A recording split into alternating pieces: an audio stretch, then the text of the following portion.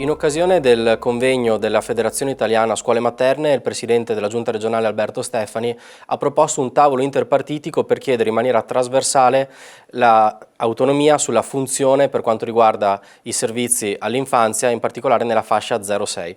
Perché è molto importante questa richiesta e perché noi come riformisti veneti aderiamo convintamente? Un po' perché era la nostra proposta sull'autonomia in campagna elettorale e poi perché effettivamente questa funzione dimostra quanto il Veneto ogni anno lascia allo Stato 350 milioni di euro. Perché? Perché noi storicamente, grazie al privato sociale, grazie alla capacità sussidiaria delle comunità, abbiamo permesso al 64% dei bambini di avere una copertura grazie appunto al privato sociale e alle scuole paritarie.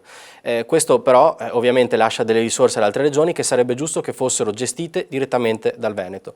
Autonomia significa lavorare con responsabilità, non chiedere tutte le materie perché tutte le materie sarebbe impossibile e in 10 anni abbiamo raggiunto 0 titoli proprio con questo atteggiamento, ma partire funzione per funzione su quello che le comunità sanno fare meglio significa arrivare ad un'autonomia responsabile sui temi che effettivamente toccano la vita di tutti i giorni.